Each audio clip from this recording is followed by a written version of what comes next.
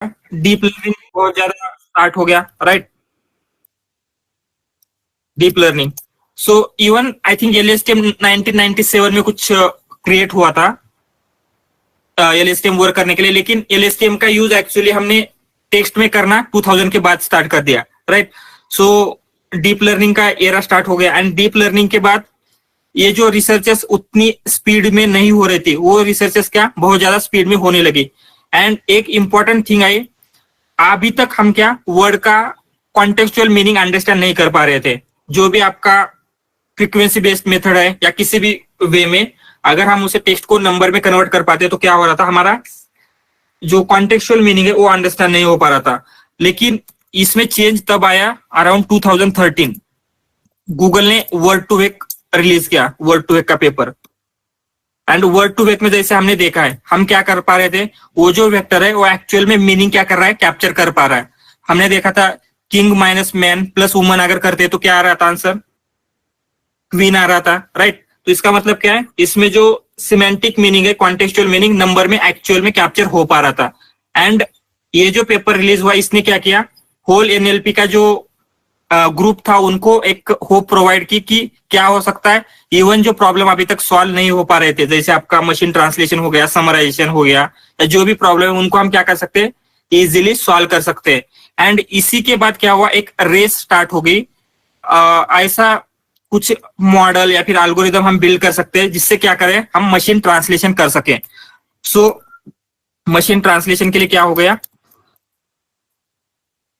एक race start हो गई कि कौन बेस्ट मशीन ट्रांसलेशन वाला एल्गोरिदम या फिर जो भी आर्किटेक्चर है वो क्रिएट कर सकता है। एंड हम क्या करेंगे, जो भी आर्किटेक्चर पढ़ेंगे उसके लिए हम क्या करेंगे, मशीन ट्रांसलेशन का ही एग्जांपल लेके देखेंगे कि वो आर्किटेक्चर मशीन ट्रांसलेशन के टास्क के ऊपर किस तरीके से वर्क करते हैं, क्योंकि उनका जो बेस है वो जो बिल्ड हुए मशीन ट्रांसलेशन के लिए बिल्ड हुए। लेकिन बाद में जाके साइंटिस्ट ने ये डिस्कवर किया, ये जो कुछ आर्किटेक्चर बिल्ड हुए जैसे ट्रांसफॉर्मर का आर्किटेक्चर, वो सिर्फ मशीन ट्रांसलेशन के ऊपर ही काम नहीं करता। वो क्या करता है, उसको हम टेक्स्ट जनरेट करने के लिए भी यूज कर सकते हैं, क्लासिफिकेशन के लिए यूज कर सकते हैं, ऑलमोस्ट एनएलपी के जितने भी टास्क है उन सारे टास्क में यूज कर सकते हैं। तो अभी हम क्या करेंगे, मशीन ट्रांसलेशन के ऊपर ही जो भी बेसिक जो भी आर्किटेक्चर है उनको जिस तरीके से रिसर्च प्रोग्रेस हुआ था उसी वे में हम क्या करेंगे, पढ़ना स्टार्ट करेंगे। सो क्या हुआ उसके बाद, ये वर्ड टू गूगल ने किया था। सो गूगल ने ही 2014 में एक साइंटिस्ट है इलियास उत्स्केवर, आपने नाम सुना होगा, जो ओपन एआई के को फाउंडर थे। उन्होंने अभी अभी क्या है, न्यू एआई कंपनी स्टार्ट की है। तो उन्होंने एक पेपर किया, पब्लिश किया, जिसमें क्या किया था उन्होंने, ये जो मशीन ट्रांसलेशन वाला टास्क है वो किस टाइप का टास्क है, जो हमने आरएनएन के टाइप देखे थे 1 to 1 1 to many, इसमें 1 to 1 1 to many, many to many to many है, जिसमें उसे हम क्या बोलते हैं अभी, उसे sequence to sequence means mostly क्या कहा जाता है, sequence to sequence, sequence to sequence. क्योंकि इसमें क्या है, इनपुट भी हम सीक्वेंस प्रोवाइड कर रहे हैं एंड आउटपुट भी हमारा क्या रहेगा, सीक्वेंस ही रहेगा, राइट? सो इसलिए क्या सेक टू सेक या सीक्वेंस टू सीक्वेंस टास्क कहा जाता है। एंड सबसे ज्यादा फोकस क्या हो रहा था, इन्हीं सीक्वेंस टू सीक्वेंस टास्क के ऊपर हो रहा था, जिनका यूज करके हम किस तरीके से मशीन ट्रांसलेशन कर पाते हैं। सो उन्होंने क्या किया, एक पेपर पब्लिश किया, आई थिंक उसका कुछ नेम था सीक्वेंस टू सीक्वेंस ट्रांसलेशन, ऐसा कुछ नेम था। सो उसमें क्या किया था उन्होंने, एनकोडर डिकोडर आर्किटेक्चर इंट्रोड्यूस किया था। लेकिन इसमें एक प्रॉब्लम थी, उन्होंने क्या किया था, एलएसटीएम का यूज किया था एंड वो उतने अच्छी तरीके से मींस कर रहा था, जो प्रीवियस आर्किटेक्चर है सारे आर्किटेक्चर से वो बेटर कर रहा था, लेकिन उसमें भी क्या थे, कुछ मींस ड्रॉबैक्स थे। सो इसी को सॉल्व करने के लिए 2015 में जर्मन यूनिवर्सिटी में एक बहांडाउ नाम के एक साइंटिस्ट थे, में भी रिसर्चर्स थे, उन्होंने क्या किया, सबसे पहले अटेंशन मैकेनिज्म इंट्रोड्यूस किया। सो ये अटेंशन मैकेनिज्म बहुत ही ज्यादा क्या पॉपुलर हुआ उस टाइम पे। एंड ठीक है, अटेंशन मैकेनिज्म में क्या होता था, कंसिडर आपके पास क्या है, two sentences, may be 2 sentences है, apple is a good fruit या फिर Apple is a great company. So apple apple दोनों जगह से एप्पल हम क्या कर सकते थे, डिफरेंट वेक्टर क्रिएट कर सकते थे। इसमें क्या हो रहा है, डायनामिक वेक्टर क्रिएशन हो रहा है, जिससे वर्ड को जो कॉन्टेक्चुअल मीनिंग था यहाँ पे भी उतना अच्छे से नहीं हो पा रहा था, उतने अच्छे से अटेंशन में होने लगा। एंड जो उसकी एक्यूरेसी थी और ज्यादा बढ़ गई। लेकिन मेन जो हम बोल सकते हैं कि एक ऐसे माइलस्टोन पेपर आया था, दैट हैपेंड इन 2017। गूगल ने ही क्या किया था, ट्रांसफॉर्मर्स पेपर रिलीज किया। ट्रांसफॉर्मर्स में उन्होंने क्या किया था, ये जो ऊपर के दो आर्किटेक्चर है, एनकोडर डिकोडर एंड अटेंशन, इन दोनों को कंबाइन करके उन्होंने ट्रांसफॉर्मर्स का आर्किटेक्चर बिल्ड किया था फॉर मशीन ट्रांसलेशन। सो ये आर्किटेक्चर क्या है, मीन्स बहुत ही अच्छी तरीके से क्या कर रहा था, मशीन ट्रांसलेशन कर पा रहा था। एंड जैसे ही एंड उसी के ड्यूरिंग क्या हुआ था, अभी तक इस टाइम तक क्या हो रहा था, कोई भी आपका एनएलपी एप्लीकेशन है, जैसे आपका टेक्स्ट क्लासिफिकेशन हो गया, एनईआर हो गया, या मशीन ट्रांसलेशन, हर प्रॉब्लम के लिए आपको स्क्रैच से एक मॉडल अलग से बिल्ड करना पड़ता था, राइट। कोई भी प्रॉब्लम हो उसके लिए आपको मॉडल बिल्ड करना पड़ता था। एंड जब एनएलपी के या किसी भी डोमेन में जब हमें मॉडल बिल्ड करना होता है, सबसे बड़ा प्रॉब्लम क्या आता है, आपके पास डेटा, लेबल डेटा अवेलेबल नहीं होता है, राइट। सो इसी प्रॉब्लम को सॉल्व करने के लिए जो आपका कंप्यूटर विजन का डोमेन है, उसमें बहुत सारे ऐसे ट्रांसफर लर्निंग वाले मॉडल आ चुके थे, जैसे जैसे एलेक्स नेट, रेज नेट, उनका यूज करके हम क्या कर पा रहे थे, ये सारी चीजें कर पा रहे थे। जैसे आपने एक बहुत सारे डेटा के ऊपर क्या है, मॉडल ऑलरेडी ट्रेन है, हम क्या कर पाते थे, उस मॉडल का यूज करके हमारे प्रॉब्लम को सॉल्व कर पा रहे थे इजीली। तो ये जो ट्रांसफर लर्निंग का सिनेरियो था, यहाँ पे नहीं हो पा रहा था। तो अराउंड आई थिंक 2018 में ही 3 मेन पेपर पब्लिश हुए थे। 2018 में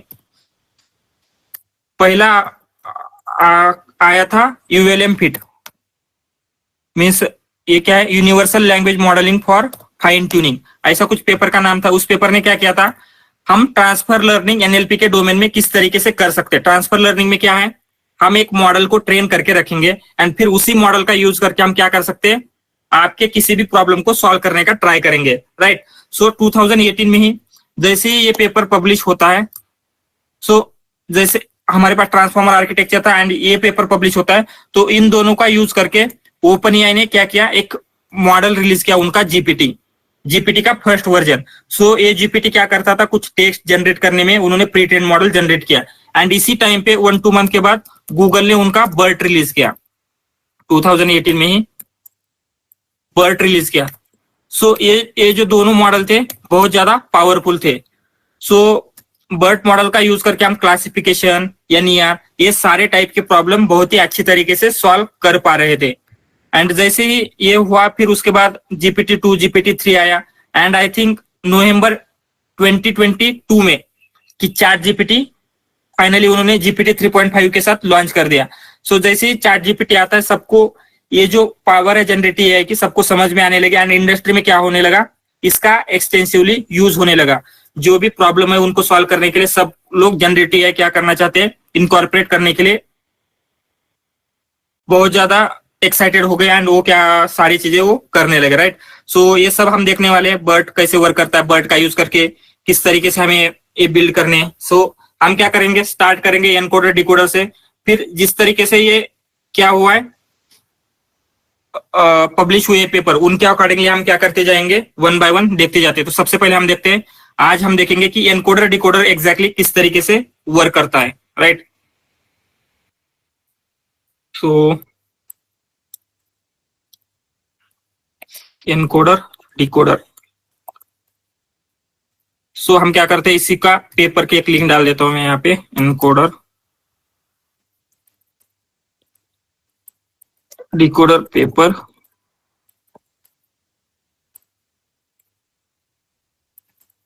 इलियट्स के work, yes, sequence to sequence learning with neural network, ये उस पेपर का टाइटल था।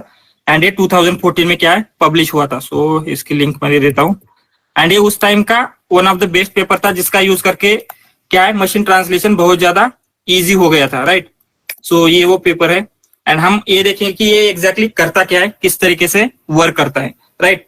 सो हम क्या करते हैं, इस पेपर को अंडरस्टैंड करने के से पहले जो हमारा बेसिक था उसको थोड़ा सा रिवाइज करेंगे, क्योंकि इसमें भी क्या हो रहा है, LSTM का यूज हो रहा है। तो आपका LSTM का बेसिक अगर रिवाइज हो गया तो हम क्या कर सकते हैं, इसका यूज कर सकते हैं, राइट। सो अभी तक हम क्या कर पा रहे थे, जो भी ये टास्क है उस टास्क को सॉल्व करने के लिए सबसे बड़ा प्रॉब्लम क्या आ रहा था, हमें नंबर को टेक्स्ट को नंबर में कन्वर्ट करना, राइट।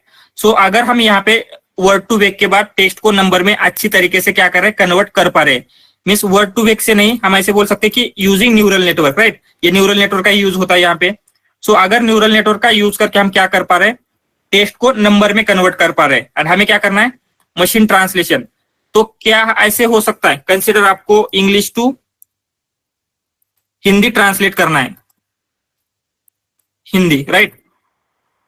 सो आपका एक कंसिडर आपका एक कोई भी क्या है, एक सेंटेंस है इंग्लिश में, हम लेते हैं कुछ, तो we are learning NLP, we are learning NLP, ये आपका सेंटेंस है, एंड उसका हिंदी में क्या होना चाहिए, हम एनएलपी सीख रहे हैं समथिंग, हम एनएलपी सीख रहे हैं, ये आपका क्या है, हिंदी में है। सो आपके पास ये इंग्लिश में सेंटेंस है, हमें क्या करना है, इससे ये सेंटेंस डिराइव करना है। तो अगर कंसिडर हमने न्यूरल नेटवर्क का यूज करके क्या कर दिया, इन दोनों को नंबर में कन्वर्ट कर दिया, इसको क्या किया, नंबर में कन्वर्ट कर दिया, एंड इसे भी नंबर्स में कन्वर्ट कर दिया।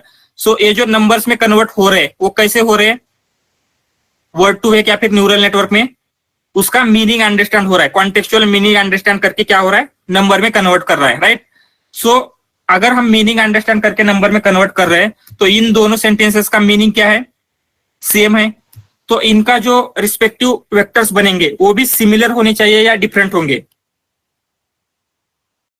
सिमिलर, एग्जैक्टली सिमिलर होने चाहिए, क्योंकि हम दोनों में क्या कर रहे हैं, मीनिंग अंडरस्टैंड कर रहे हैं, मीनिंग जो दोनों का क्या है, सेम है। ये दोनों डिफरेंट लैंग्वेज में, लेकिन मीनिंग क्या है, सेम ही है। तो इसी प्रीमाइसेस के ऊपर बेस्ड क्या किया था उन्होंने, ये आर्किटेक्चर बिल्ड किया था, एक सिंपली आर्किटेक्चर क्रिएट किया था। उसमें क्या हो रहा था, अगर हमें पता है कि दोनों का एक ही वेक्टर बन रहा है, राइट, तो हम क्या कर सकते हैं, सबसे पहले जो आपकी सोर्स लैंग्वेज है, सोर्स मीन्स क्या, जिस लैंग्वेज से आपको ट्रांसलेट करना है, तो हम क्या करेंगे, सोर्स लैंग्वेज का यूज करेंगे, सोर्स लैंग्वेज, एंड उसे हम एनकोडर को देंगे। सो एनकोडर का क्या रोल है, वो कन्वर्ट करता है उसे नंबर्स में, एंड उसे हम क्या यहाँ पे कॉन्टेक्चुअलाइज या फिर कॉन्टेक्स्ट वेक्टर बोलेंगे, कॉन्टेक्स्ट वेक्टर। सो एक कॉन्टेक्स्ट वेक्टर एग्जैक्टली क्या है, मीन्स ये जो इंग्लिश लैंग्वेज थी उसका जो भी सेंटेंस है उसको हमने क्या कर दिया, नंबर में कन्वर्ट कर दिया, राइट। तो एनकोडर का क्या रोल है, जो भी सोर्स लैंग्वेज है उसको नंबर में कन्वर्ट करना। सो ये जो कॉन्टेक्स्ट वेक्टर मिला है, हमें पता है ये कॉन्टेक्स्ट वेक्टर हिंदी का भी सेम होने वाला है, हिंदी का जो इसका रिस्पेक्टिव ट्रांसलेशन है वो सेम होने वाला है, राइट। तो हम क्या करते हैं, ये जो कॉन्टेक्स्ट वेक्टर है वो एक डिकोडर को प्रोवाइड करते हैं, एंड ये डिकोडर क्या करता है, ये जो कॉन्टेक्स्ट वेक्टर है उससे उसका जो भी टारगेट लैंग्वेज में है वो टेक्स्ट प्रोड्यूस करेगा। यहाँ पे क्या हो रहा है, एनकोडर क्या करता है, इसे नंबर्स में कन्वर्ट करेगा, एंड डिकोडर क्या करेगा, उन नंबर्स का यूज करके ये ट्रांसलेशन जनरेट करेगा। सिंपल इतना ही ये आर्किटेक्चर है, उसमें ज्यादा कुछ डिफिकल्टी है नहीं, सिंपल आर्किटेक्चर है। यहाँ पे क्या हो रहा है, दो पार्ट है, एनकोडर एंड डिकोडर। एनकोडर का क्या रोल है, जो आपकी सोर्स लैंग्वेज है उसको नंबर में कन्वर्ट करना, एंड सेकंड थिंग है, नंबर से हम क्या करते हैं, जो हमारी टारगेट लैंग्वेज है उसमें कन्वर्ट करते हैं। ये सिंपली इसका एक आर्किटेक्चर दिखा देता हूं।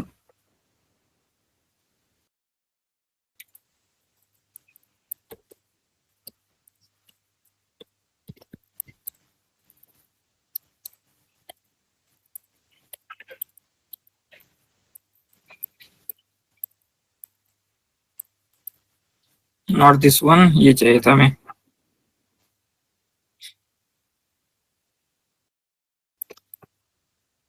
तो ठीक है, ये दिख रही है इमेज, लेट इसको थोड़ा सा बड़ा कर देते हैं।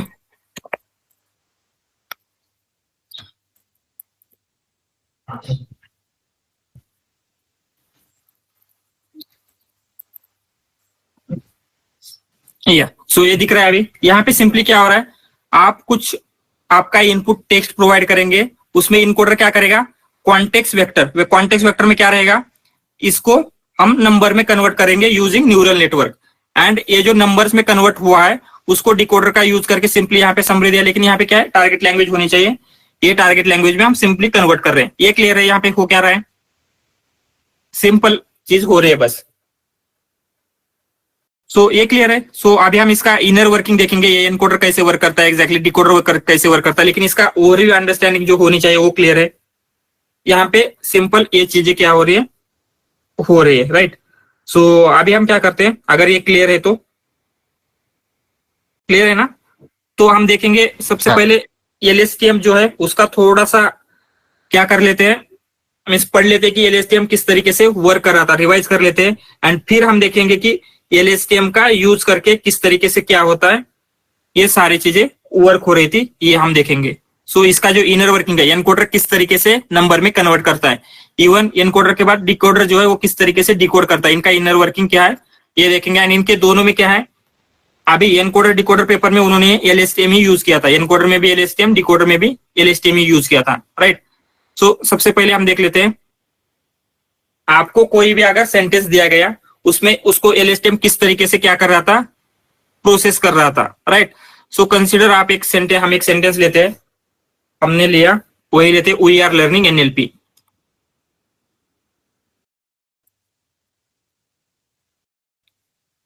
सो इस सेंटेंस में आपको क्या करना है, एलएसटीएम को प्रोसेस करने के लिए देना है। तो सबसे फर्स्ट स्टेप में हम क्या करेंगे, यस टोकनाइज करेंगे, हमने इसे टोकनाइज किया। टोकनाइज करने के बाद टाइम स्टेप में डिवाइड करते, right. This is first time step, this is second, this is third, this is fourth. Time step में हमने कन्वर्ट किया। तो टाइम स्टेप में कन्वर्ट करने के बाद क्या करेंगे, एलएसटीएम को स्टेप बाय स्टेप हम इनपुट क्या करते हैं, फीड करेंगे, राइट। सो यहाँ पे हम सबसे फर्स्ट स्टेप ले लेते हैं, यहाँ पे फर्स्ट स्टेप टाइम स्टेप ले लिया, उसमें क्या हो गया, कुछ इनपुट दे दिया हमने, राइट। ये जो फर्स्ट टाइम स्टेप का इनपुट है, सो हम इसे x1 बोलेंगे, इसे x2 बोलेंगे, इसे x3 बोलेंगे, इसे x4 बोलेंगे। सो यहाँ पे हमने क्या किया, ये पास कर दिया। सो ये हमें रिजल्टेंट में क्या प्रोवाइड करता है, क्या देगा, ये आउटपुट क्या मिलेगा, इससे हिडन स्टेट आउटपुट मिलेगी, उसे हम क्या बोल रहे थे, h1 बोल रहे थे, राइट। सो जब हमें x2 क्या करना है, प्रोसेस करना है, तो x2 को एंड h1 को हम साथ में प्रोसेस करते हैं, यहां से हमें क्या मिलेगा, h2 मिलेगा। फिर ये x3 प्रोसेस करेंगे, यहां से हमें h3 मिलेगा, एंड जब हम x4 प्रोसेस करेंगे, यहां से हमें क्या मिलता है, h4 मिलता है, राइट।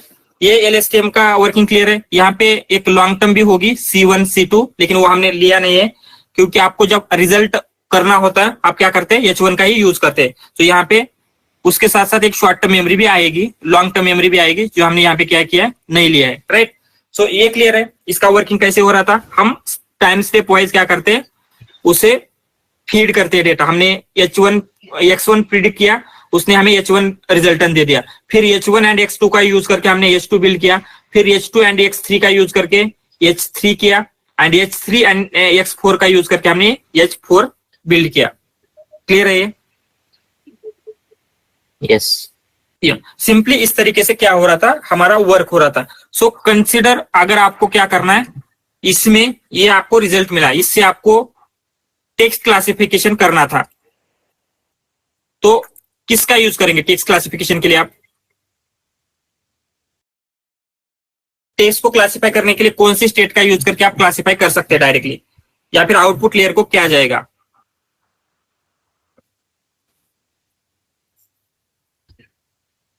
यस।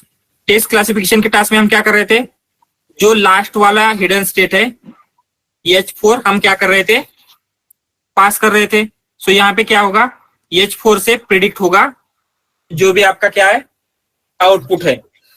सो कंसिडर, अभी हम NER का टास्क लेते हैं। NER में क्या होता है, क्योंकि H4 में क्या इंफॉर्मेशन स्टोर है, जैसे कि हमने देखा था H1 में क्या है, ओनली वी की इंफॉर्मेशन है, H2 में क्या है, वी आर की इंफॉर्मेशन है, H3 में क्या है, वी आर लर्निंग की इंफॉर्मेशन है, H4 में क्या है, वी आर लर्निंग NLP की कंप्लीट इंफॉर्मेशन H4 में स्टोर है।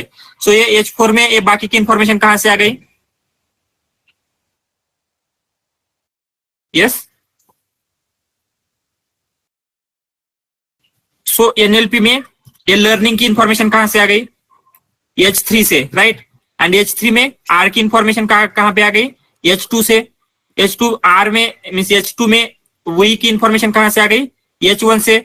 सो H2 में क्या है, वी की इंफॉर्मेशन है, एंड आर की इंफॉर्मेशन है। सो लर्निंग में ये वही जो एंड आर की इंफॉर्मेशन थी वो H2 से आ गई एंड X3 से ये इंफॉर्मेशन आ गई, जिससे H3 में क्या है वी आर लर्निंग की इंफॉर्मेशन है। एंड फाइनली NLP में क्या होना चाहिए, X4 यहाँ से आ रहा है एंड वी आर लर्निंग की इंफॉर्मेशन H3 से आ रही है, इनको कंबाइन करके H4 में क्या होता है वी आर लर्निंग की इंफॉर्मेशन होती है, right. So we are learning की इंफॉर्मेशन इसमें है, तो हमें कंप्लीट टेक्स्ट के ऊपर प्रेडिक्ट करेंगे या फिर वन पार्ट के ऊपर टेक्स्ट को क्लासिफाई करेंगे, कंप्लीट के ऊपर करेंगे, राइट। इससे क्या होता है H4 को हम आउटपुट लेयर में देते हैं तो टेक्स्ट क्लासिफाई इजीली कर पाते हैं।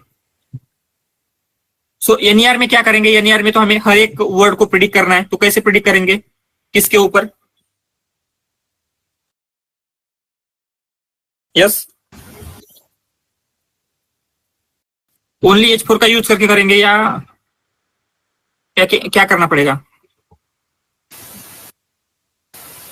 ईच कॉन्सेक्यूटिव हिडन स्टेट का हम आउटपुट लेते हैं, जैसे कि H1 H2 H3। सो हम क्या करेंगे, वी का टैग क्या होगा, वी नेम ये पर्सन है, ये ऑर्गेनाइजेशन है, ये क्या है, ये प्रोड्यूस करने के लिए हम सिंपली क्या करेंगे वी का यूज करेंगे, H1 का यूज करेंगे, जो क्या कर लेता है फर्स्ट टाइम स्टेप मीन्स ये हमारा वी था उसके लिए क्या टैग होगा वो देगा।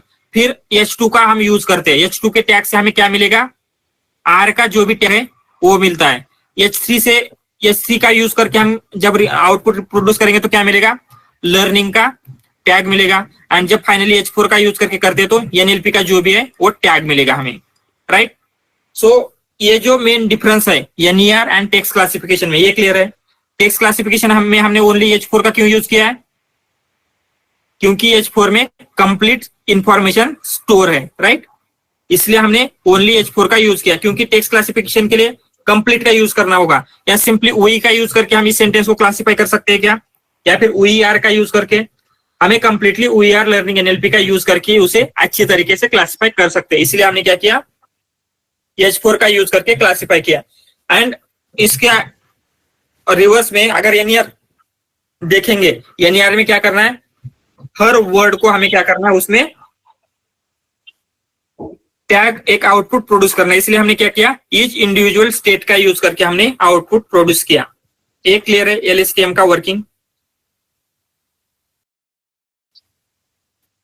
या सो अभी हम क्या करते हैं इसी ये जो LSTM का वर्किंग हो रहा था उसके अकॉर्डिंगली किस तरीके से हम क्या कर लेते हैं इसको हम ट्रांसलेशन के लिए यूज करेंगे, ये अभी हम देख लेते हैं, राइट। सो ट्रांसलेशन में यहाँ पे जो अभी आपका एनकोडर डिकोडर आर्किटेक्चर था उसमें हम क्या कर रहे हैं, एनकोडर डिकोडर में यहाँ पे लिख लेते हैं एनकोडर एंड डिकोडर। सो एक और बात यहाँ पे क्या कर रहे हैं, हर एक जो आपकी स्टेट है उसको दो इनपुट मिल रहे हैं, राइट। कौन से करंट टाइम स्टेप का प्लस प्रीवियस हिडन का, राइट। X2 H3 मिल रहा है, इसे क्या मिल रहा है H2 X3 मिल रहा है, इसे क्या मिल रहा है H1 एंड X2, लेकिन इस फर्स्ट को ओनली X1 ही मिल रहा है। तो यहाँ पे कुछ आर्किटेक्चर एरर नहीं आ जाएगी क्या, तो क्या करते हैं हम H0 हम प्रोवाइड करेंगे। इस H0 में क्या होता है 0 या फिर रैंडम वेक्टर हम क्या करेंगे फीड करते हैं, राइट। सो ये यहाँ पे होता है। सो उसके बाद हम देख रहे थे encoder decoder. Encoder decoder exactly कैसे वर्क करता है। एनकोडर डिकोडर में क्या होता है सिंपली आपका एक एनकोडर रहेगा, ये कंसीडर ये एनकोडर है आपका। सो इस एनकोडर को हम क्या करते हैं जो भी हमारा टास्क था, हमारा क्या था we are learning NLP, right. ये हम क्या करेंगे इसे पास करते हैं। सो ये हमें क्या देगा एक आउटपुट में वेक्टर दे देता है। सो हम उसे बोलेंगे कॉन्टेक्स्ट वेक्टर। सो इस कॉन्टेक्स्ट वेक्टर में क्या इंफॉर्मेशन है वी आर लर्निंग NLP की कंप्लीट इंफॉर्मेशन स्टोर है। सो अगर हम यहाँ पे LSTM यूज कर रहे हैं तो कौन सी स्टेट होगी ये कॉन्टेक्स्ट वेक्टर में, कौन सी स्टेट हो सकती है H4, राइट। सो H4 जो होगा वो हम क्या करते हैं as a means H4 means जो लास्ट स्टेट है, राइट, वो हम क्या करेंगे as a context vector use करते हैं। सो उसके बाद क्या होगा ये जो H4 है हम क्या करते हैं हमारे डिकोडर को हम पास कर रहे हैं। सो डिकोडर को जब पास करेंगे यहाँ पे लिख लेते हैं ये आपका डिकोडर हो गया। सो ये एनकोडर एंड ये डिकोडर। डिकोडर। सो यहाँ पे क्या होता है, जो भी वेक्टर है उसके अकॉर्डिंगली वो क्या करता है, जनरेट करना स्टार्ट कर देता है। एंड ये क्या जनरेट करना चाहिए, हम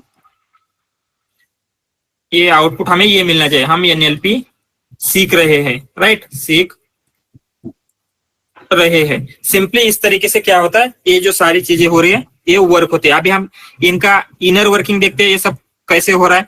लेकिन उससे पहले ये दो चीजें, एलएसटीएम का वर्किंग प्लस एनकोडर डिकोडर का वर्किंग, सो ये टुगेदर किस तरीके से वर्क करते हैं ये अभी हम देखेंगे। लेकिन उससे पहले ये दोनों चीजें आपकी क्लियर होनी चाहिए।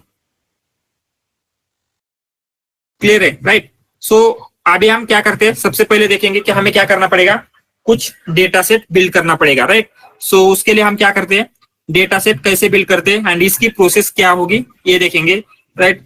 सो यहाँ पे लिख लेते हैं। सबसे पहले हम क्या करते हैं, जो भी आपका सेंटेंसेस थे, हमारे पास दो सेंटेंसेस थे, we are learning NLP and ये क्या था, हम एनएलपी सीख रहे हैं, राइट। ये हमारे पास क्या है, दो सेंटेंसेस है। तो उसमें हम क्या करते हैं, कुछ स्पेशल टोकन ऐड करते हैं दोनों सेंटेंसेस में, स्पेशल टोकन, स्पेशल टोकन्स। सो ये स्पेशल टोकन्स क्या है, सबसे पहले आपका रहेगा स्टार्ट ऑफ द सेंटेंस, उसे हम एसओएस बोलेंगे, स्टार्ट ऑफ सेंटेंस या start of sequence.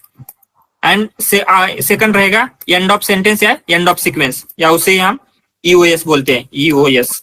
And same way में यहाँ पे क्या रहेगा आपका, start of the sequence and ये एंड ऑफ द सीक्वेंस। इसका मतलब क्या है, पहले यहाँ पे कितने थे, 4 टाइम स्टेप्स थी, right, total we are learning NLP. अभी कितने हो गए, 6, क्योंकि हमने क्या किया है, उसमें 2 टाइम स्टेप ऐड कर दिए, मीन्स 2 एडिशनल टोकन ऐड किए। वो कौन से, जब कोई भी आपका सीक्वेंस स्टार्ट हो रहा है उसके स्टार्टिंग में एक सीक्वेंस ऐड करते हैं, एंड कोई सीक्वेंस जो एंड हो रहा है उसके एंड में एक सीक्वेंस ऐड करेंगे। ये क्लियर है, सिंपली हम क्या कर रहे हैं, ये कर रहे हैं। सो इससे क्या होता है, कोई सीक्वेंस कब एंड हो रहा है एंड कोई सीक्वेंस कब स्टार्ट हो रहा है, ये हमें क्या पता चलेगा, राइट। ये जो टोकन है इसका मीनिंग हम लिख लेते हैं, ये क्या होगा आपका एसओएस।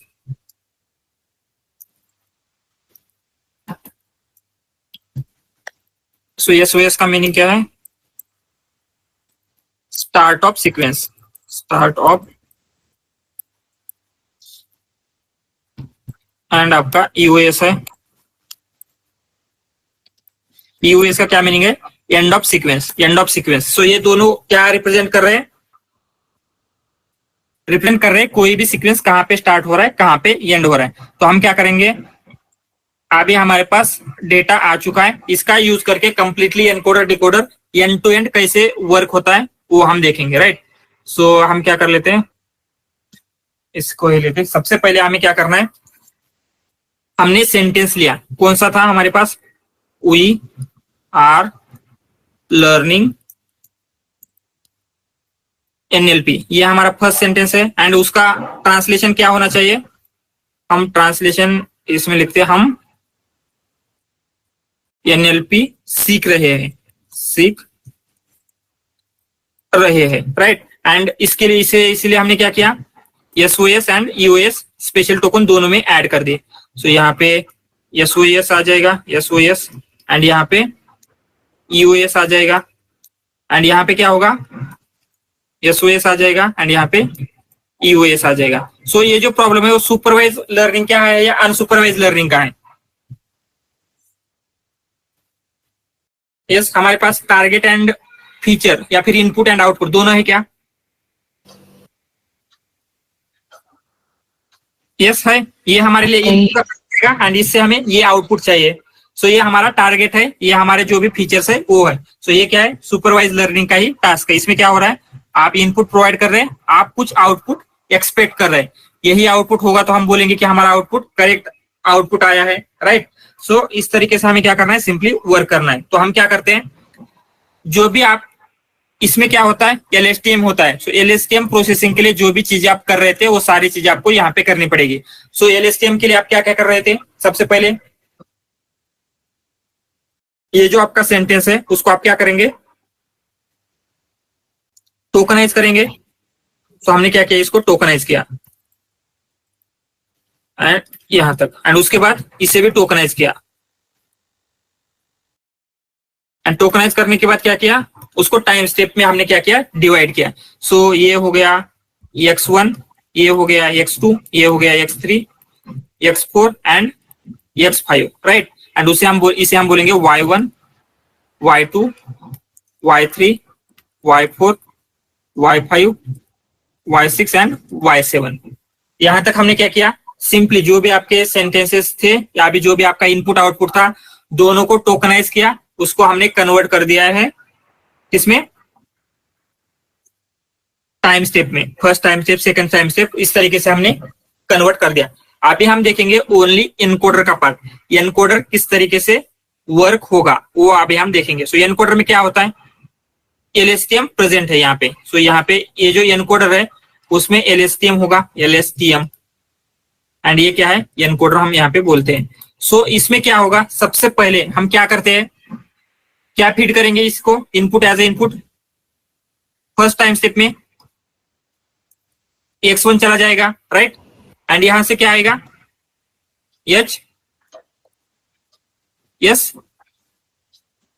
H0 आएगा।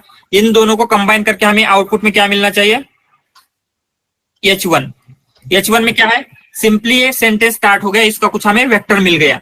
सो इसको हमने क्या किया, जो भी H1 मिला है उसको हमने कंबाइन कर दिया x2 के साथ। x2 में हमने क्या पास किया है, UI पास किया है अभी। सो UI से हमें क्या मिला, H2 मिला। सो इस H2 में क्या इंफॉर्मेशन है, ओनली UI की इंफॉर्मेशन है।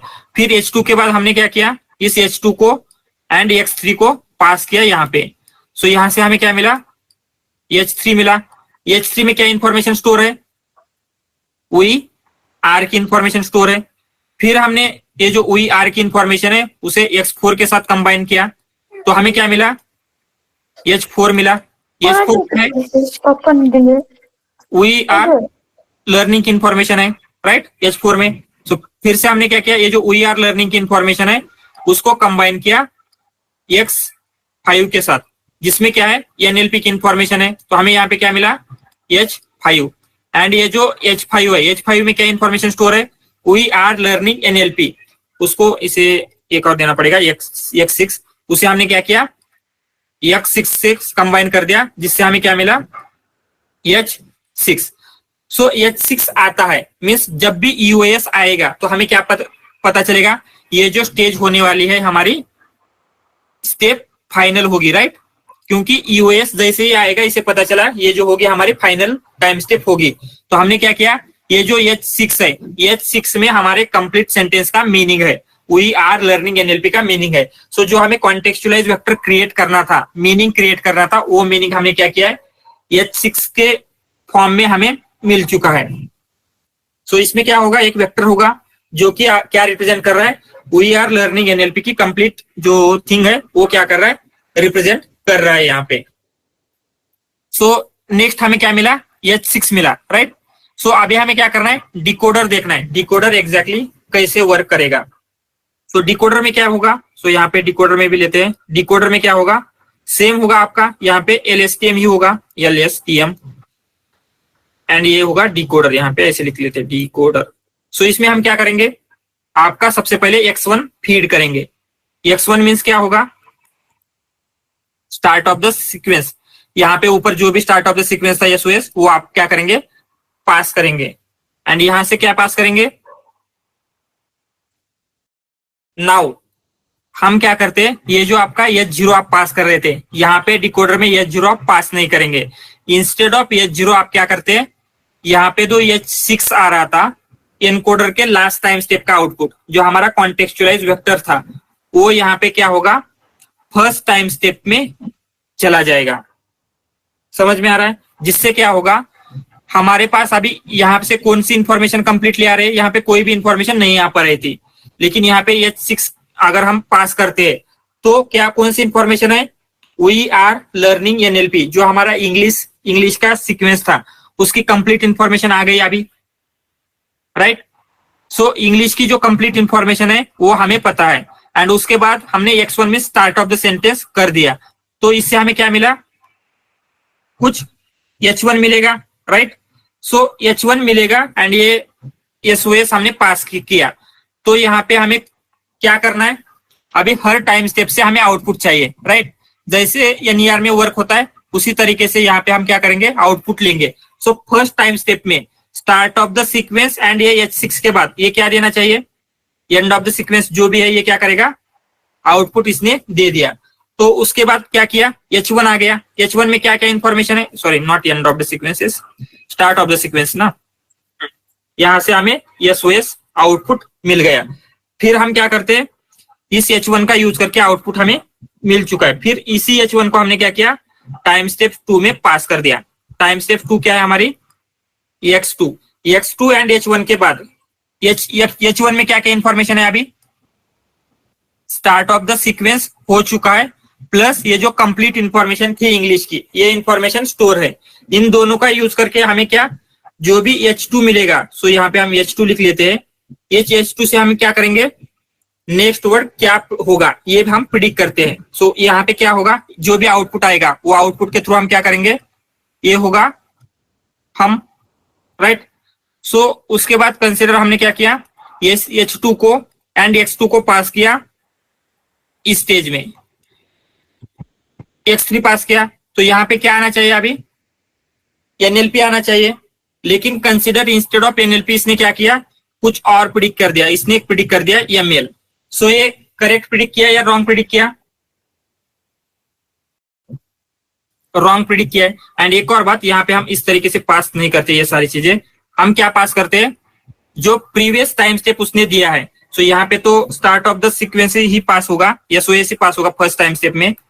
उसके बाद क्या होता है, X1 मीन्स क्या, यहाँ पे X1 X2 हम पास कर रहे थे, राइट। यहाँ पे अगर हम देखेंगे Y1 SOS पास कर दिया। Y2 क्या है हमारा, हम है, Y3 NLP है, एंड यही क्या है हमारा आउटपुट है। जब हम यहाँ पे देखेंगे SOS क्या है, Y1 हमने प्रिडिक्ट किया, ये Y2 है, यही क्या है हमारे आउटपुट है। तो हम क्या करते हैं, ये जो जनरेट कर रहा है यही हम यहाँ पे देना चाहते हैं, राइट। सो इसने क्या किया, कंसिडर SOS जनरेट किया, तो हम ये यहाँ पे क्या देंगे, SOS देंगे। उसके बाद हम जनरेट किया है तो यहाँ पे हम देते हैं। उसके बाद क्या होगा, इसने ML जनरेट किया है, तो ये क्या है, तो हम जस्ट यहाँ पे कंफर्म कर रहे हैं Y1 सेम है क्या, Y1 SOS है, ये क्या है करेक्ट है। हम Y2 हम था, हम भी दे दिया, करेक्ट दे दिया। लेकिन यहाँ पे Y3 की जगह क्या दिया है उसने, Y3 तो हमें NLP चाहिए था, राइट। सो यहाँ पे लिख लेते, ये Y1 है, ये Y2 है, ये Y3 है, राइट। Y3 की जगह तो हमें क्या मिला है, ML मिला है, जबकि हमें NLP चाहिए था। तो यहाँ पे हम क्या पास करेंगे, ML करेंगे। इस आर्किटेक्चर के अकॉर्डिंग तो ML करना चाहिए, लेकिन हम क्या करते हैं, जो आपका करेक्ट इंफॉर्मेशन थी वही पास करेंगे। सो ये हम क्यों करते हैं ये हम देखेंगे। एंड ये जो मेथड है इसे कहा जाता है टीचर फोर्सिंग। सो इसका क्या इंपैक्ट होता है ट्रेनिंग के ऊपर, टीचर फोर्सिंग, ठीक है, ये भी हम देखेंगे। सो इसके बाद आपने क्या प्रिडिक्ट किया, हमने NLP पास किया है, हम NLP, उसके बाद नॉट दिस वन, आपका सीख रहे हैं। इसी तरीके से क्या होगा, 1 by 1 जनरेट होता रहेगा। कब तक जनरेट होता रहेगा, जब तक ये एंड ऑफ सीक्वेंस UAS का टोकन जनरेट नहीं करता। इसने जैसे UAS का सीक्वेंस जनरेट किया, हम क्या करेंगे, इस जनरेशन को स्टॉप करते हैं, राइट। यहाँ पे क्या हो रहा है, सिंपली यहाँ पे हम क्या करेंगे, एक LSTM है, उसमें टाइम स्टेप वाइज फीड करते रहेंगे एनकोडर में। एंड जो भी आपका लास्ट टाइम स्टेप की वैल्यू है उसमें, उसे हम क्या बोलेंगे, इसे हम बोलेंगे कॉन्टेक्स्ट वेक्टर या फिर कॉन्टेक्चुअलाइज वेक्टर भी बोलते हैं, कॉन्टेक्स्ट वेक्टर। इसी कॉन्टेक्स्ट वेक्टर का यूज करके हमें क्या करना है, डिकोडर की स्टार्ट होगी, राइट। यहाँ पे डिकोडर के स्टार्ट में हमने क्या दिया है, ये जो कॉन्टेक्स्ट वेक्टर था हमारा वो दिया है। उससे क्या होगा, इस कॉन्टेक्स्ट वेक्टर का यूज करके LSTM क्या करता है, जैसे हम NER में कर रहे थे, हर टाइम स्टेप के ऊपर कुछ आउटपुट जनरेट कर रहे थे NER में, उसी तरीके से यहाँ पे क्या होता है, हर टाइम स्टेप के ऊपर वो कुछ आउटपुट जनरेट करता रहेगा। फर्स्ट टाइम स्टेप के ऊपर उसने स्टार्ट ऑफ द सीक्वेंस क्या किया है, जनरेट किया है। सो उसके बाद क्या होगा, इसी को हमने क्या किया, यहाँ पे पास किया, उसके बाद हम जनरेट किया है, उसके बाद NLP करना था, उसने ML किया। तो यहाँ पे लॉस कैसे कैलकुलेट होगा एंड क्या अपडेट होगा, वेट हमें अपडेट करना है, राइट। लर्निंग हो रही है, लर्निंग में हमेशा क्या होता है, वेट अपडेट होते हैं। तो यहाँ पे टारगेट क्या था हमारा, टारगेट क्या था, अगर यहाँ पे देखेंगे तो क्या हम प्रिडिक्ट करना चाह रहे थे, NLP। दिस वन, ये जो y1 y2 ये जो कंप्लीट सेंटेंस है ये हमारा टारगेट है, राइट। सो हमने we are learning NLP as a input दिया, हम क्या एक्सपेक्ट कर रहे हैं, हमें हिंदी में उसका ट्रांसलेशन मिल जाए। ये हमने इंग्लिश में सेंटेंस दिया, उसका हिंदी में ट्रांसलेशन मिल जाए, राइट। सो इंग्लिश में सेंटेंस दिया तो उसका हिंदी में ट्रांसलेशन जो भी होगा वो हमारा टारगेट था। सो यहाँ पे टारगेट क्या है, हम एनएलपी सीख रहे हैं, राइट, ये हमारा टारगेट है। तो यहाँ पे हमने देखा ये एसओएस उसने करेक्ट दिया है, हम करेक्ट दिया है, लेकिन ये एमएल क्या दिया है, उसने गलत दिया है। सो इन सब का हम क्या करेंगे, लॉस कैलकुलेट करेंगे। सो ये जो प्रॉब्लम है यहाँ पे कौन सा लॉस हम यूज कर सकते हैं, अगर हम देखेंगे ये क्या कर रहा है, जो भी आपकी वोकैबुलरी है वोकैबुलरी में से नेक्स्ट वर्ड कौन सा होगा वो प्रिडिक्ट कर रहा है, राइट। वोकैबुलरी में से कौन सा वर्ड होगा वो प्रिडिक्ट कर रहा है। तो एक कौन सा प्रॉब्लम है, हम बोल सकते हैं मल्टी क्लास का प्रॉब्लम बोल सकते हैं, जहां पे आपके वोकैबुलरी में जितने भी वर्ड है उनमें से कोई एक वर्ड ये डिटेक्ट कर रहा है कि इस टाइम स्टेप के ऊपर जो भी हमारी वोकैबुलरी है वोकैबुलरी में से कौन सा वर्ड नेक्स्ट होगा, वोकैबुलरी में से कौन सा वर्ड नेक्स्ट होगा, राइट। सो ये मल्टी क्लास का प्रॉब्लम है बेसिकली। मल्टी क्लास के लिए हम कौन सा लॉस यूज करते हैं, कैटेगरिकल क्रॉस एंट्रोपी, राइट। सो उसी कैटेगरिकल क्रॉस एंट्रोपी से क्या होगा, हम लॉस कैलकुलेट करेंगे। इससे क्या होगा, लॉस कैलकुलेट होने के बाद वेट अपडेट करने के लिए हम क्या करते हैं, बैक प्रोपगेशन करते हैं। सो बैक प्रोपगेशन हम कहां तक करेंगे, ये जो आपका डिकोडर है डिकोडर में भी करते हैं, एनकोडर में भी करते हैं। सो डिकोडर के भी वेट अपडेट करेंगे एंड अगेन एनकोडर के भी वेट क्या करते हैं, अपडेट करते हैं। तो यहाँ पे क्या हो रहा है, हम एनकोडर एंड डिकोडर को सेपरेटली ट्रेन नहीं कर रहे हैं। सो प्रीवियसली जितने भी प्रॉब्लम में हम सॉल्व करने का ट्राई कर रहे थे वहां पे क्या हो रहा था, हम ये जो कॉन्टेक्स्ट है ये सारी चीजें सेपरेटली कर रहे थे, लेकिन यहाँ पे क्या हो रहा है, end to end sequence to sequence के लिए लर्निंग हो रही है, right.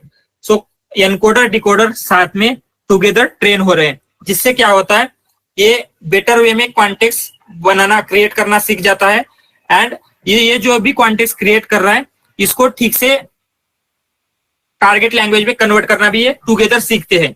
So consider even consider आपने क्या किया, दो लोगों को कुछ टास्क दिया है, एक को आपने क्या किया है, किसी सीक्रेट लैंग्वेज में बोलने के लिए सिखाया, दूसरे का क्या है उसे डिकोड करना। ये दोनों अगर टुगेदर उस सीक्रेट लैंग्वेज को सीखेंगे तो उनका वर्क करने का तरीका बेटर होगा, या दोनों अलग अलग सीखेंगे तो दोनों साथ में सीखेंगे तो, राइट। उसी तरीके से यहाँ पे क्या कर रहा है, दोनों साथ में सीख रहे हैं किस बेटर वे में हम कॉन्टेक्स्ट वेक्टर क्रिएट कर सकते हैं एंड उस कॉन्टेक्स्ट वेक्टर से हम क्या कर सकते हैं, डिकोड कर सकते हैं, जिसमें क्या हो रहा है, लैंग्वेज का जो ट्रांसलेशन है वो बहुत ही ज्यादा इजियर एंड बेटर वे में हो पा रहा है।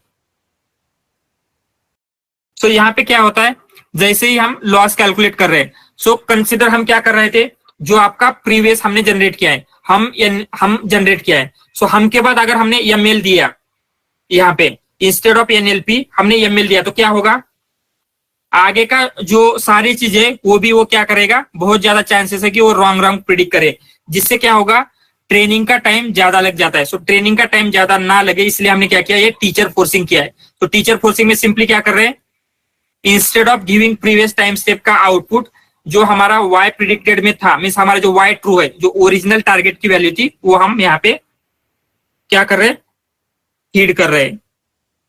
सो ये समझ में आ रहा है एग्जैक्टली क्या हुआ यहाँ पे एंड ये सारी चीजें किस तरीके से वर्क कर रही है, इसमें कोई डाउट?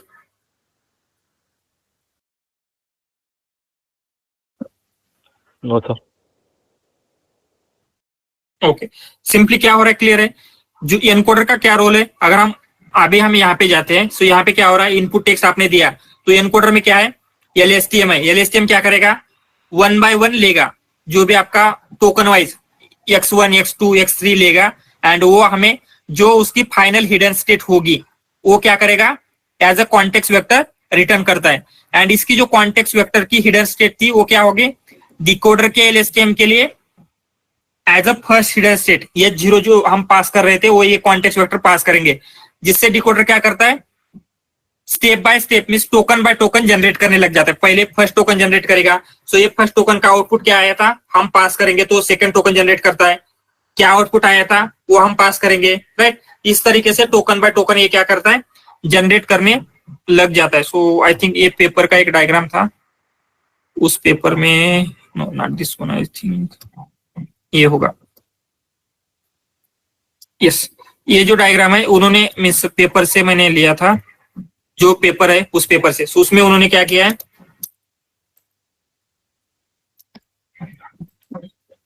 कैसे किस तरीके से वर्क हो रहा है ये उन्होंने दिया है यहाँ पे। सो यहाँ पे क्या है, अगर आप यहाँ पे देखेंगे, सो एबीसी मीन्स क्या है आपकी सोर्स लैंग्वेज है, राइट। अगर आप देखेंगे तो यहाँ पे एबीसी क्या है, ये आपकी सोर्स लैंग्वेज है।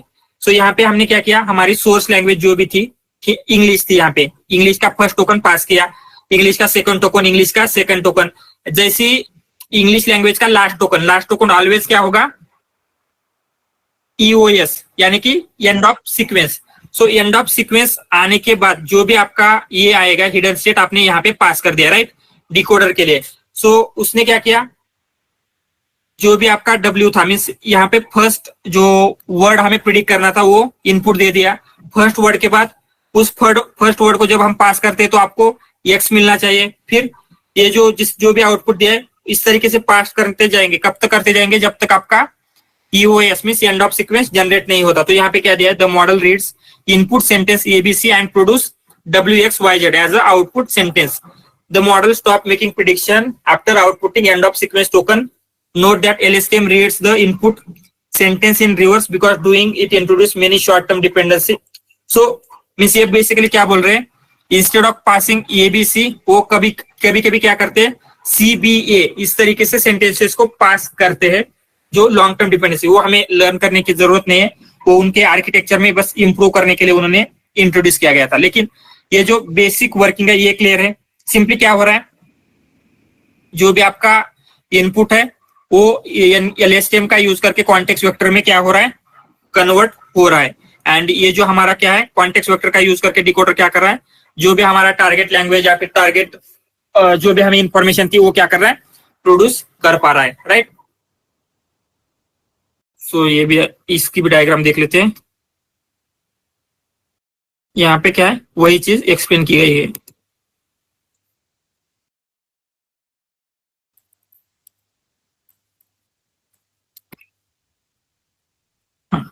क्या हो रहा है,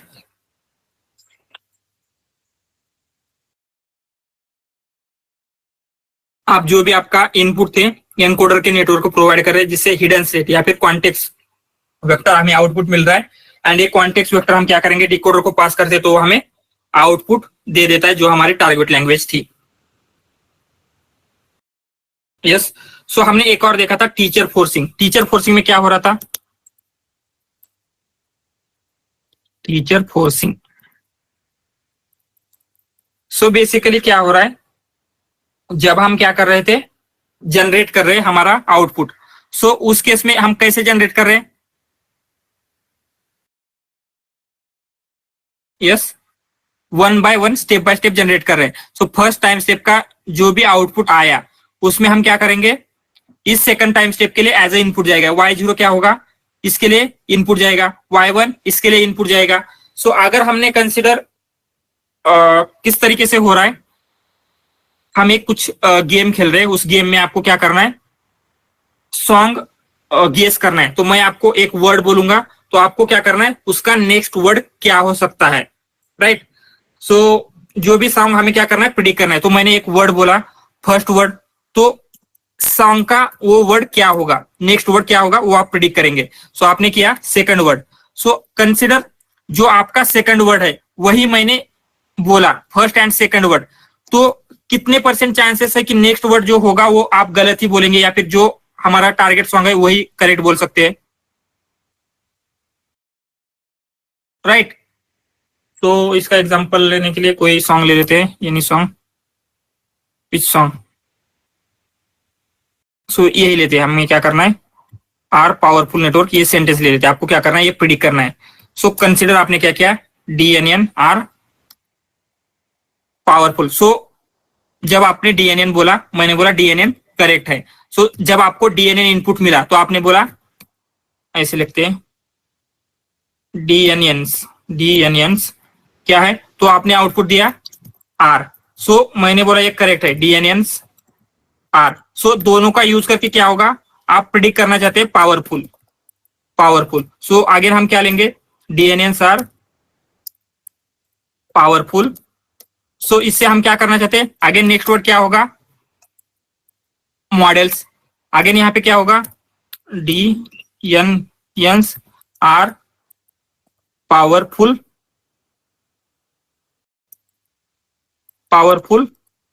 मॉडल्स। इससे क्या होगा, आप नेक्स्ट वर्ड प्रिडिक्ट करना चाहते हैं दैट। सो इस तरीके से हम क्या कर रहे हैं, प्रिडिक्ट करते जा रहे हैं। लेकिन कंसिडर इस पावरफुल की जगह आपने क्या दिया, फनी दिया अभी आउटपुट। सो अगर हमने इंस्टेड ऑफ यहाँ पे पावरफुल लेने की जगह कंसिडर हमने फनी लिया, तो कितने चांसेस है कि आप मॉडल्स क्रिएट करेंगे, राइट। आप कुछ और प्रिडिक्ट कर सकते हैं, आगे का पूरा सीक्वेंस क्या होगा, आप गलत ही प्रिडिक्ट करते जाएंगे। इसीलिए instead of giving here funny हम क्या करते हैं, जो ओरिजिनल था वही प्रोवाइड करते हैं, जिससे क्या हो, ये नेक्स्ट वर्ड प्रिडिक्ट करने में उसको ज्यादा एरर ना कर सके। अगर हमने इसने जो भी आउटपुट किया है वो अगर देते तो क्या होता, ये अच्छी तरीके से प्रिडिक्ट नहीं कर पाता, राइट। ये समझ में आ रहा है टीचर फोर्सिंग क्या हो रहा है? Yes sir. तो इससे बेसिकली क्या होता है, जो ट्रेनिंग का टाइम है वो रिड्यूस हो जाएगा, एंड ये जो एरर करने वाला था वो एरर रिड्यूस हो जाते हैं। सो ये क्या हुआ, ट्रेनिंग के लिए इस तरीके से वर्क होता है। सो क्या प्रिडिक्शन के लिए भी हम टीचर फोर्सिंग यूज कर सकते हैं क्या? अगर आप सोचेंगे तो कर सकते हैं या नहीं कर सकते, क्या लगता है, जब हमें प्रिडिक्शन करना है उस टाइम पे?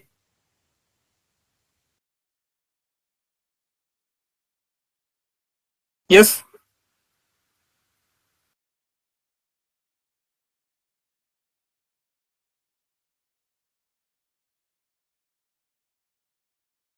सो ये जो हम एनएलपी दे पा रहे हैं, कहां से दे पा रहे हैं, हमें कैसे पता चला कि यहाँ पे एनएलपी होनी चाहिए एंड मशीन लर्निंग नहीं होना चाहिए, कहां से पता चला?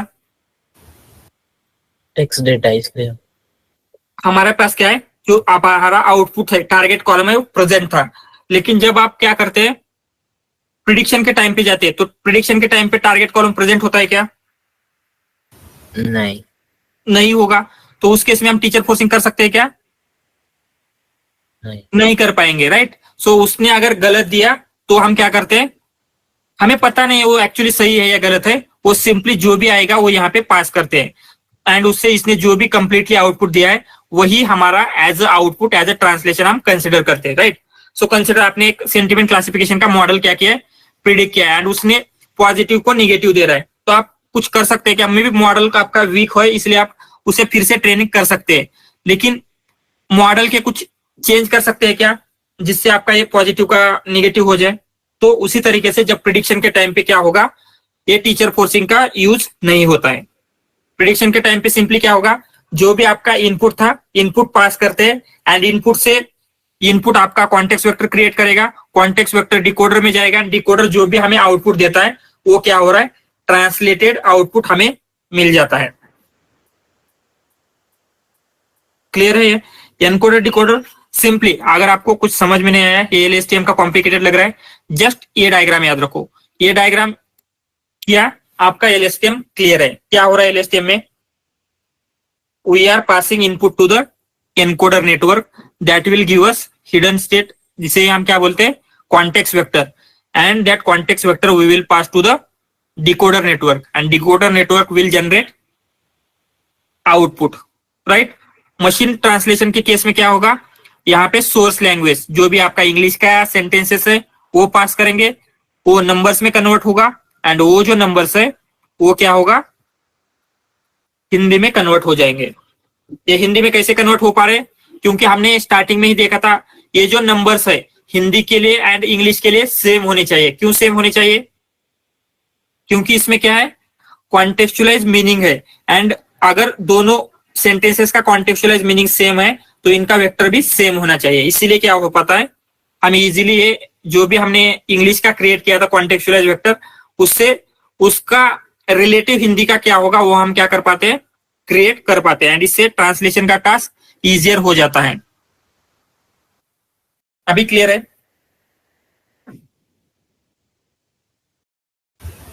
Yes Yes, sir.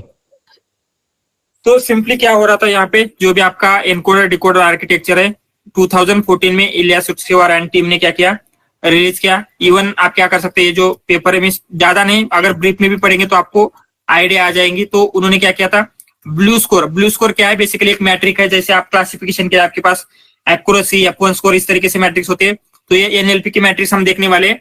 उसी तरीके से ट्रांसलेशन के लिए क्या है, हम ब्लू स्कोर कैलकुलेट करते हैं।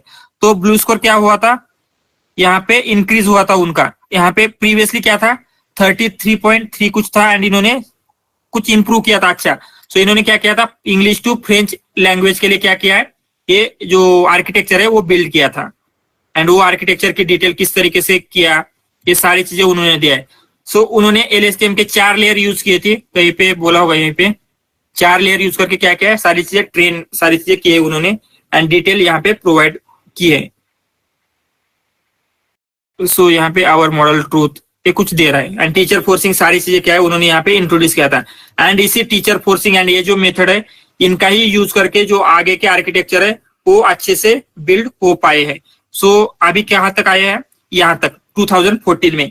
सो 2014 के बाद अभी इस आर्किटेक्चर में भी कुछ क्या थे, ड्रॉबैक्स थे। वो ड्रॉबैक्स क्या थे एंड उनका प्रॉब्लम क्या हो रहा था वो हम देखेंगे, एंड उसके बाद हमें क्यों अटेंशन मैकेनिज्म की नीड पड़ी। एंड दिमित्री बहांडोव समथिंग ऐसा नाम है उनका, उन्होंने क्या किया, अटेंशन मैकेनिज्म सबसे पहले हमें इंट्रोड्यूस किया था। एंड उस अटेंशन के भी क्या है, बहुत सारे वेरिएशन आ चुके हैं अभी, सेल्फ अटेंशन है, क्रॉस अटेंशन है, मास्क अटेंशन है। सो वो सारे अटेंशन एग्जैक्टली कैसे वर्क होते हैं, उनका क्या रोल रहेगा इस ट्रांसफॉर्मर आर्किटेक्चर को होने में। एंड जब हम ट्रांसफॉर्मर आर्किटेक्चर पढ़ेंगे, एक बात याद रखना, इस ट्रांसफॉर्मर आर्किटेक्चर के ऊपर आपको इंटरव्यू में 100% क्वेश्चन होगा, इसलिए इसको क्या करना है, कंप्लीटली अंडरस्टैंड करना है। एंड ट्रांसफॉर्मर को अंडरस्टैंड करना है तो आपको ये 2 चीजें अंडरस्टैंड करनी पड़ेगी। सो ये 2 चीजें हम पहले कवर करेंगे। एंड आज तो एनकोडर डिकोडर हो गया, कल अटेंशन मैकेनिज्म देखेंगे, एंड उसके बाद ट्रांसफॉर्मर एग्जैक्टली कैसे वर्क करता है उसके सारे कंपोनेंट्स हम देखना स्टार्ट करते हैं। ठीक है, तो इवन किसी ने अप्लाई वगैरह स्टार्ट कर दिया है, मे बी जो एनएलपी का प्रोजेक्ट है आप लगा सकते हैं एंड अप्लाई करना स्टार्ट कर सकते हैं। जो हमारा डेटा सेट था उसी के ऊपर बर्ड का यूज करके हम बर्ड को फाइन ट्यून करेंगे। सो अगर बर्ड जैसे मॉडल को फाइन ट्यून किया है, अगर आप ऐसे आपके रिज्यूम में प्रोजेक्ट लगाते हैं तो आपका शॉर्टलिस्ट होने के इवन सेलेक्ट एंड उस प्रोजेक्ट को आप ठीक से एक्सप्लेन करते आपके इंटरव्यू में, तो आपके सिलेक्शन के चांसेस भी बढ़ जाते हैं। क्योंकि ये चीजें क्या है, बहुत ही रेयर है, अभी उतनी सारे क्या है लोग इसमें अभी तक नहीं आए हैं, एंड इसकी डिमांड बहुत ज्यादा बढ़ रही है। इसकी वजह से क्या है, ये आपको बहुत ही ज्यादा बेनिफिशियल रहने वाला है। एंड उसके बाद जैसे GPT 3.5 ओपन सोर्स LLM आ गए, उस LLM का यूज करके हमें एप्लीकेशन कैसे बिल्ड करना है वो तो आगे का होगा ही, लेकिन इसके बाद तो 100% आपको क्या करना है, ये बहुत ही ज्यादा बेनिफिशियल रहेगा ये जब प्रोजेक्ट आप लगाएंगे बर्ड का। वो किया है क्या आपने? जो नहीं वो अभी नहीं किया मैंने। हाँ, वो ट्राई कीजिए। तो सिंपली उससे क्या होगा, आपको पता चलेगा एग्जैक्टली एक्यूरेसी में कैसे इम्पैक्ट होता है, राइट। तो इवन आप पैडिंग भी, जैसे हमने बोला प्री पैडिंग पोस्ट पैडिंग, उससे क्या इम्पैक्ट हो रहा है वो देखिए, जिससे आपको खुद से पता चलेगा कि थियोरेटिकल कंसेप्ट पढ़ना एंड प्रैक्टिकल देखना बहुत ज्यादा डिफरेंस होता है। एंड जब आप प्रैक्टिस करते हैं ना, तो आपकी अंडरस्टैंडिंग जिस लेवल की होती है, आपका कॉन्फिडेंस बढ़ता है, वो किसी अदर वे से नहीं बढ़ेगा। सो आपको खुद से प्रैक्टिस करना, खुद के एरर को सॉल्व करना, ये बहुत ज्यादा इंपॉर्टेंट हो जाता है। इवन जैसे मैंने पहले बोला था, इवन अगर आप ये प्रोजेक्ट एंड फिर आगे का प्रोजेक्ट का इवन देख भी लेते हैं, तो जो 1 ईयर 2 ईयर असाइनमेंट है, वो 3rd असाइनमेंट आपको करके आना है टुमारो हम उसे डिस्कस करेंगे ही, नो एक्सक्यूजेस। तो उसका रिवीजन कर लेते हैं, एंड फिर इसमें क्या ड्रॉबैक्स थे, क्या बेनिफिट थे वो देखेंगे, and then we will move on to the next part, that is our attention part. And attention exactly कैसे वर्क करता है, इसकी सारी चीजें देखेंगे हम। ठीक है सर, ट्रेनिंग एंड टेस्टिंग का पूछना था कि मतलब आपने 2 डेटा दिए है ना, एक ट्रेन और टेस्ट डेटा। तो ट्रेन डेटा पे मॉडल बिल्ड किया, उसका ही मतलब उसको ट्रेन टेस्ट में स्प्लिट किया, तो वहां पे एक्यूरेसी 90 और 80 आ रहा था। ओके। और देन फिर दूसरा टेस्ट वाला डेटा जो आपने अलग से दिया है उसको हाँ। लिया, उस पे सेम प्री प्रोसेसिंग किया, हम्म, उस पे मॉडल मतलब वही मॉडल उसको फिट किया, सॉरी फिट नहीं किया, उस पे प्रेडिक्ट किया। हाँ हाँ हाँ, तो उस पे 51 आया। तो जो स्टेप्स उसमें हमने प्री प्रोसेसिंग की है सेम इसमें करना है पूरे के पूरे? Yes yes, same same process करना है। ये जो हमने प्री प्रोसेसिंग की जो हमने कोड लिखा था ना प्रिडिक्शन के लिए, आपको क्या करना पड़ता है, सेम टोकनाइजर यूज करना है, सेम प्री प्रोसेसिंग करनी है, सेम पैडिंग करनी है, एंड फिर सेम मॉडल को देना है, फिर आउटपुट आता है उसको ये करना है। सो इसका मतलब क्या है, मैंने पैडिंग नहीं किया। हाँ पैडिंग भी करना पड़ेगा। सो क्या होता है, अब कभी कभी आपका टेस्टिंग डेटा के ऊपर जो आपने स्प्लिट किया था उसके ऊपर भी ओवरफिटिंग होने के चांसेस होते हैं बहुत ज्यादा एक्सपेरिमेंट करने के बाद। इसलिए हमने जो 3 डेटा में स्प्लिट करते हैं, right, train, validation and test. इससे क्या होता है, अगर हमने जो आपका वैलिडेशन डेटा है उसके ऊपर ओवरफिट भी कर दिया तो टेस्ट डेटा में आपको पता चलेगा, जैसे आपने अभी किया था, लेकिन क्या हो रहा है फिर भी जो टेस्टिंग अलग से क्या है उसके ऊपर ओवरफिट हो रहा है आपको पता चलेगा। अदरवाइज क्या होगा, आपको लगेगा कि आपका मॉडल अच्छे से परफॉर्म कर रहा है, एंड जब प्रोडक्शन में जाएगा तो वो परफॉर्म ही नहीं करेगा, 51% एक्यूरेसी देगा, राइट। तो वो प्रॉब्लम ना हो, इसलिए 3 स्टेप में प्रोसेस करते हैं, एंड वो पैडिंग करके देखिए, मे बी आपकी एक्यूरेसी बढ़ जाएगी। जो स्टेप्स किए थे सेम स्टेप आपको यहाँ पे करना है। क्या होता है, ये टेस्टिंग का डेटा हम ऐसे कंसिडर कर रहे हैं, ये आपका क्या है, कस्टमर का डेटा है। सो आपको पता है क्या कस्टमर क्या लेंथ का देने वाला है ना? तो टेस्टिंग के ऊपर हमें देखना ही नहीं है, हमें सिर्फ ट्रेनिंग के ऊपर फोकस करके मॉडल बिल्ड करना है।